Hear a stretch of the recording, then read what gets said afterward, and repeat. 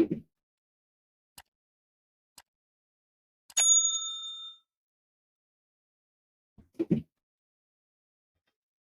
दर्शकों, फिर एक बार स्वागत है आपका एक नई कहानी के साथ। प्रिय दर्शकों, आज हम एक दिल छू लेने वाली धार्मिक कहानी लेकर हाजिर हुए हैं। अगर आपको सनातन हिंदू संस्कृति पर सच्ची श्रद्धा और गर्व है तो कहानी को अंत तक जरूर देखें और हमारे चैनल को सब्सक्राइब जरूर करें।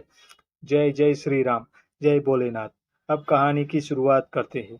शहर की हलचल भरी जिंदगी में कदम रखते ही पलक को एहसास हुआ कि यह जगह उसके लिए जितनी रोमांचक हो सकती थी उतनी ही अकेली भी थी। उसका छोटा सा अपार्टमेंट किसी भी अजनबी के लिए बस चार दीवारों का एक बंद कमरा था, लेकिन पलक के लिए यह उसका नया संसार बनने वाला था। पलक के जीवन में हीरो एक ऐसा साथी था जो उसके हर उतार चढ़ाव का गवाह बन चुका था। जब वह गांव छोड़कर इस अजनबी शहर में आई थी, तब अकेलेपन की कड़वाहट से उसे डसने को तैयार थी, लेकिन हीरो के साथ ने इस खालीपन को कभी पूरा होने नहीं दिया। हीरो सिर्फ एक कुत्ता नहीं था, बल्कि एक ऐसा साथी था जो उसके हर दर्द, हर खुशी और हर डर का हिस्सा था। हर सुबह जब पलक ऑफिस जाने के लिए तैयार करती, हीरो उसकी हर हरकत को ध्यान से देखता। उसे यह अच्छा नहीं लगता कि पलक उसे छोड़कर चली जाए, लेकिन वह जानता था कि उसका इंतजार करना ही उसकी सबसे बड़ी वफादारी थी। ऑफिस से लौटने के बाद पलक की जिंदगी का सबसे खूबसूरत हिस्सा हीरो के साथ बिताया जाने वाला समय था। खेलना, पार्क में घूमना और रात के सन्नाटे में बस एक दूसरे की मौजूदगी का एहसास करना, यह सब उनके लिए किसी भी इंसानी रिश्ते से ज्यादा गहरा था। एक दिन पलक ऑफिस से लौटी तो उसके चेहरे पर गहरी उदासी थी। उसके मन में न जाने कितने सवाल थे। क्या उसने सही किया गांव छोड़कर? क्या शहर की यह भीड़ उसके अकेलेपन को मिटा पाएगी? क्या दोस्त बनाना इतना मुश्किल होता है? वह चुपचाप खिड़की के पास जाकर बैठ गई और बाहर झड़ती बारिश को देखने लगी। बारिश की बूंदें जैसे उसके भीतर के खालीपन को और गहरा कर रही थी। तभी हीरो धीरे धीरे उसके पास आया और उसके पैरों के पास बैठ गया। पलक ने उसकी आंखों में देखा। वह शांत, स्थिर था, लेकिन उसमें कुछ ऐसा था जो पलक के दिल को सुकून देता था। बिना कुछ कहे वह हीरो के पास बैठ गई और उसकी गर्दन पर हाथ फेरने लगी। उसे एहसास हुआ कि हीरो को कुछ भी कहने की जरूरत नहीं थी। उसकी उपस्थिति ही एक जवाब दी थी। हीरो ने धीरे धीरे अपनी पूंछ हिलाई, जैसे कह रहा हो, तुम अकेली नहीं हो, मैं हमेशा तुम्हारे साथ हूँ। रात गहरी होती जा रही थी। अचानक बिजली चमकी और दूर कहीं से अजीब सी आवाजें आई। हीरो अचानक उठकर दरवाजे की ओर देखने लगा। उसकी आंखों में चौकन्नापन था। पलक ने भी सुना जैसे कोई हल्की सी सरसराहट हो रही हो। उसका दिल जोर जोर से धड़कने लगा। उसने सोचा कि शायद यह उसका वहम है, लेकिन हीरो की प्रतिक्रियाएं कुछ और ही कह रही थी। वह धीरे धीरे दरवाजे के पास गया और हल्की गुर्राहट की। पलक ने धीरे से दरवाजा खोला और देखा कि सीढ़ियों के पास कोई खड़ा था। वह परछाई बहुत ही रहस्यमय थी, लेकिन जैसे ही उसने आवाज दी, वह परछाई गायब हो गई।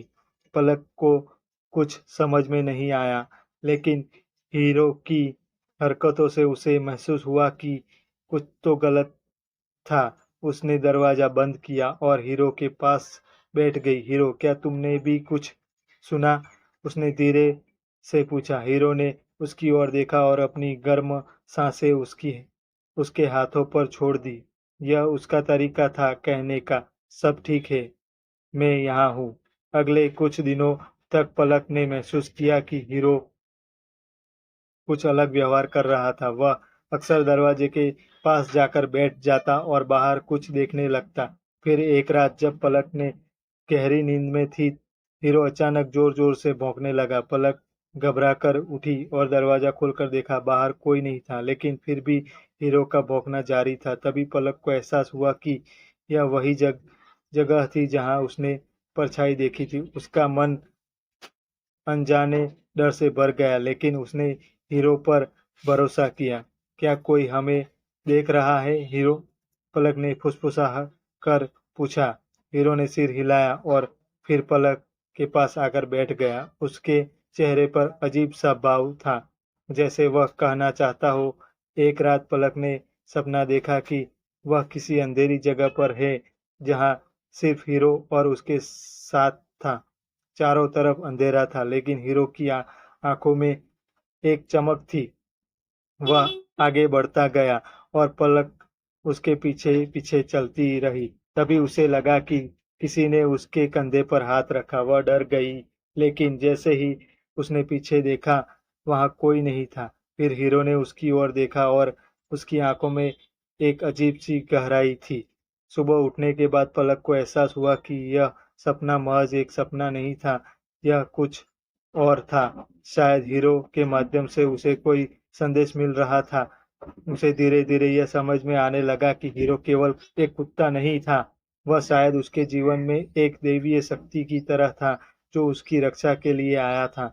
उस दिन के बाद से पलक के अंदर एक नई शक्ति आ गई थी। वह अब खुद को अकेला महसूस नहीं करती थी। उसे लगा कि उसके और हीरो के बीच का रिश्ता सिर्फ एक पालतू जानवर और मालिक का नहीं था, बल्कि इससे कहीं अधिक गहरा था। एक दिन जब पलक पार्क में हीरो के साथ थी, उसने मुस्कुराकर कहा, हीरो, कभी कभी लगता है कि तुम सिर्फ एक कुत्ता नहीं हो, तुम शायद मुझसे भी ज्यादा समझदार हो। हीरो ने उसकी बात सुनकर धीरे से उसकी गोदी में सिर रख दिया।